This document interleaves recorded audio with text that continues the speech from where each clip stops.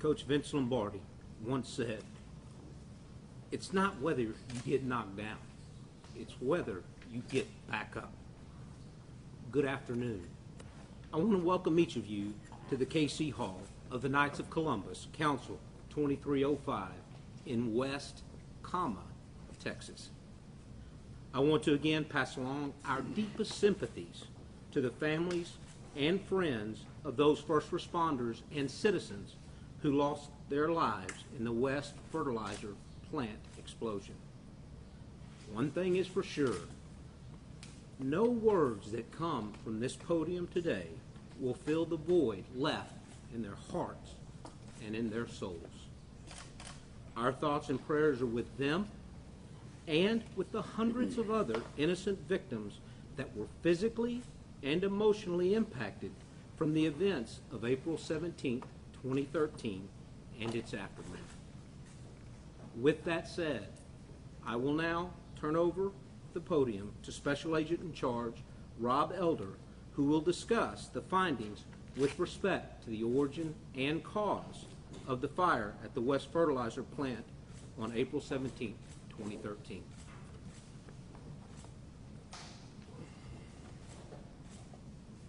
Thank you, Abel. I appreciate that. Good afternoon. How is everyone today? Fine. Good. Again, my name is Rob Elder. I'm a Special Agent in Charge for the Bureau of Alcohol, Tobacco, Firearms, and Explosives, Houston Field Division. I'd like to begin by following Abel's comments and offering my deepest sympathies to the families of the loved ones who lost their lives in this tragic event. On April 17, 2013, at approximately 7:29 p.m., a fire was reported at the West Fertilizer facility in West, Texas. Approximately 22 minutes later, a large explosion occurred. In addition to 15 deaths, 12 of whom were first responders, many others were injured. The explosion caused damage in a 37 square block area and destroyed over 500 homes. Several other homes were also damaged. In the end, a crater 93 feet wide and 12 feet deep was created at the seat of the blast. Items of evidence were recovered as far away as 2.5 miles.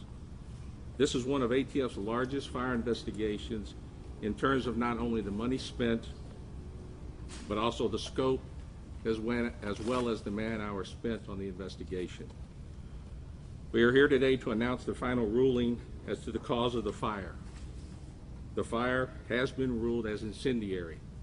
This means this fire was a criminal act. We have come to this conclusion through over 400 interviews, a systematic fire scene examination, considering witness observations, viewing both witness photographs and video, as well as extensive scientific testing at the ATF Fire Research Laboratory located in Maryland. All reasonable, accidental, and natural fire scenarios were hypothesized, considered, tested, and eliminated as being fire causes. The only hypothesis that could not be eliminated and was confirmed by extensive testing at the ATF Fire Research Laboratory is incendiary. You were each given a press packet when you came in today. There is detailed information in there regarding ATF's Certified Fire Investigator program and the capabilities of ATF's Fire Research Laboratory. We have never stopped investigating this fire.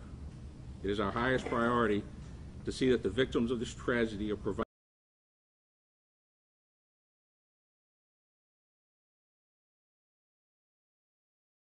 State Fire Marshal's Office, the Texas Rangers, and the McLennan County District Attorney's Office, and numerous other agencies has never stopped investigating.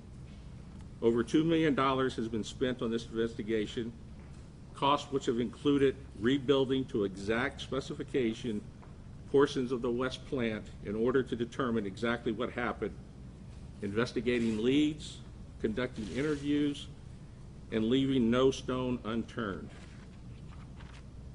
This investigation is still active and ongoing, and in order to protect the integrity of this investigation, we are going to be limited in what we can say today.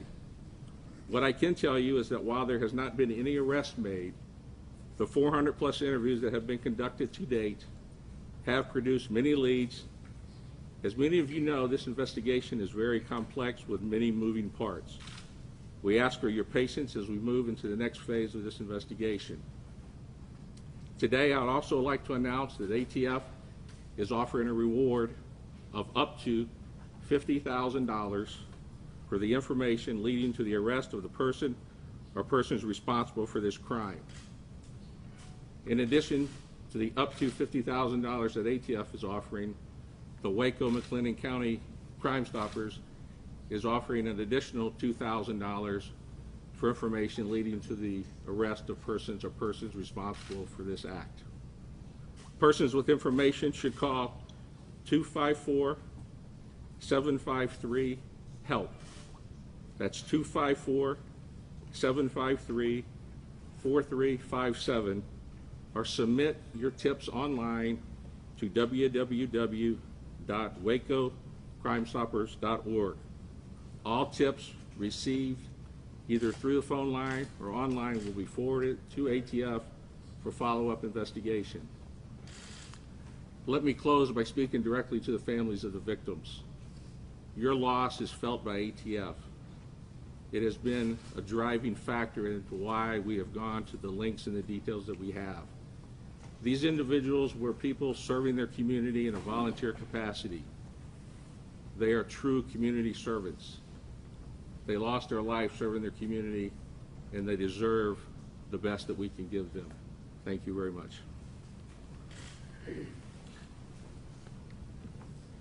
Thank you, Special Agent in Charge, Elder.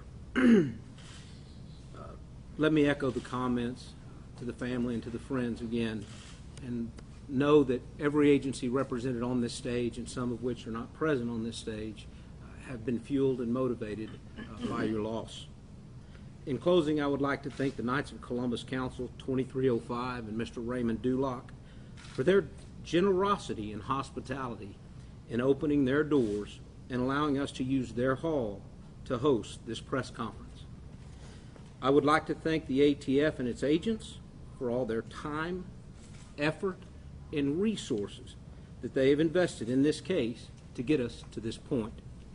I would also like to thank the State Fire Marshal's Office and all of the other supporting agencies that assisted and continue to assist in this ongoing investigation. West is a strong community. West is a proud community. A community rich with tradition and traditional values. As West stands mostly rebuilt today, a word comes to mind that describes the journey over the last 3 years. Perseverance. Steadfastness in doing something despite difficulty or delay in achieving success. In other words, the community of West was knocked down. And while physical and emotional scars may exist, the community of West has gotten back up. Thank you for being here today, and we will now entertain questions. Yes, sir. LP Phillips, KRLD Radio, Dallas. I want to make sure I understand. I do have a follow-up. I want to make sure I understand. You're calling this criminal because of lack of other things, everything else ruled out, or is there something that is driving you towards being criminal? No, we have eliminated all reasonable accidental and natural causes. That includes smoking, spontaneous ignition, product storage, electrical, golf cart, and many others. In addition, we have conclusively proved where the fire originated, which has been determined the feed seed building. Given that, will murder charges follow, or is there some other charge you're looking at? I think it's too early to speculate at this point until we make an arrest and we present a full and complete prosecution package to the appropriate prosecuting body. Yes, sir. David Scott, KXAN, NBC affiliate in Austin. What part, if any, did the storage manner of the materials play in the devastation that was caused? And can you tell us anything about any igniter or accelerant that may have been found? We're not going to get into that. Again, our investigation focused on the origin and cause of the fire. So in terms of the product storage and everything, that's really outside of the scope of what we looked at. Yes, sir. Phil Alvarado with Fox 4 News. Why was the fire set, and was the fire intended to cause the explosion? Well, why the fire was set, I don't know. Hopefully when we arrest the person or persons responsible, they'll tell us. And, you know, I can't say what their intent was. But can you say how the fire led to the explosion? We really don't want to get into that. I think that's part of the investigation we don't want to discuss at this point. Yes, ma'am. Florence Hallett from Channel 8 News in Dallas-Fort Worth. You say nobody's been arrested, but can you talk at all about possible suspect or suspects at this point? Do you believe possibly they work at the fertilizer plant? I think we're on the right path. I think we're headed in the right direction. That's why we're coming today to announce our ruling, and that's why we're asking for the public's help to help us to get across that finish line. How crucial are those texts? Oh, I think they're very crucial. Yes, sir. Jack, thanks, CBS 11, Dallas, Fort Worth. When did you come to this conclusion? Because there had been, there was speculation that this could have been a golf cart or it could have been an electrical problem. So when did the agency specifically come to the determination that this was incendiary? And I think people do want to know what was found there that would lead you to believe that. Well, we came to the conclusion after we ruled out all reasonable accidental and natural causes. Right. And after the extensive testing that we conducted. You know, the exact date we came to that conclusion, I can't tell you. What was that done in the past week, past month? Oh, it's probably done in the past several months. But we weren't ready to come public yet because we were still following up on leads we felt were viable. And there was a person who was arrested several years ago. Mhm. Did that person face federal charges? Yeah, you're talking about Bryce Reed. Right. Whatever happened with that? Bryce Reed was found guilty for possession of an unregistered explosive device, I do believe. He pled guilty to charges. He did his time, and it's my knowledge he served his time and is back out. We do not consider him a suspect in this case. Yellow shirt, sir. Rudy Gonski, Fox 7, Austin. In clarification of your ruling, again, where is the point of origination? The point of origination is in the fertilizer seed, the seed building. Is that with the wood bins? I can't specifically address that because I wasn't at the scene myself, so I don't know that I can adequately address that. And did the lab, sorry, That's okay. Go with Good. your follow-up. and did the lab find a specific item that confirmed that this was an incendiary device? I think that's too specific that we don't want to get into that. And the reason is we want to make sure the integrity of this case is maintained so that when we interview someone, they have direct knowledge and they're not repeating something we put out in the media. Yes, sir. Tommy Witherspoon, Wake Up Tribune Herald. Just to be clear, as we sit here today, do you have a definitive suspect in mind as we sit here today? I'm not going to get that specific. Again, we are headed in the right direction, and we're asking for the public's help. I'm not going to say this person, that person is a suspect. No follow-up. Was the manufacturer of the fertilizer, was that part of your investigation? That was not. The manner in which, that was not? That was not, no. Yes, sir. Alan Skye with WBAP. Is the thinking then that someone set the fire, or they meant for there to be an explosion that followed? What was the thinking?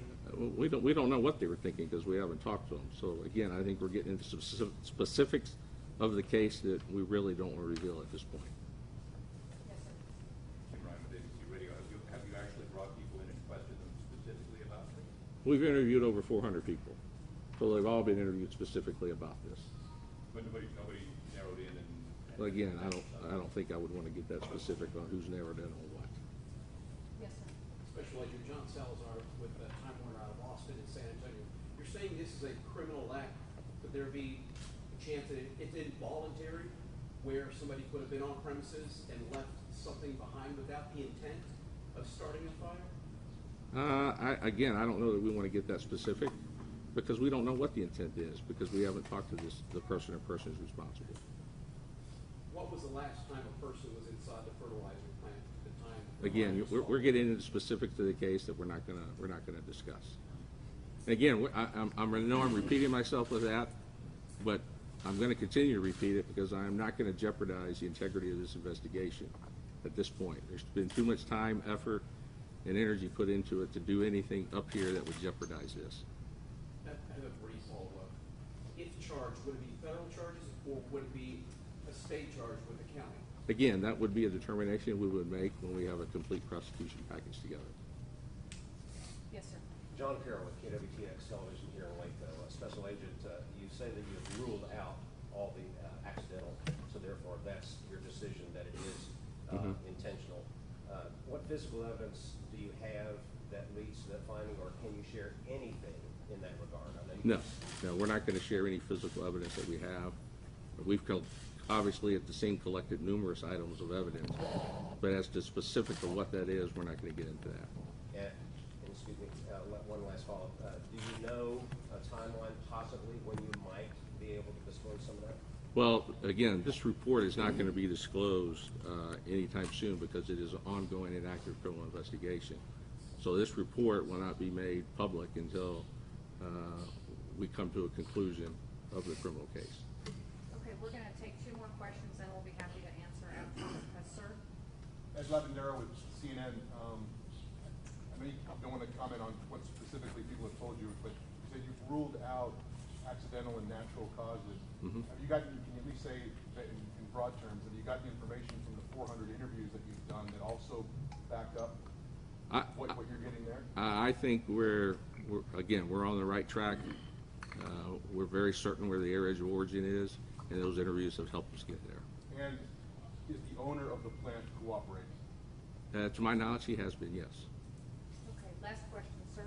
Mark Gillette with the Houston Chronicle. Have you shared any of the information that you're presenting today with any of the litigants involved in the massive litigation surrounding this incident? No, we're not involved in the civil litigation, so I'm not in a position to comment on that.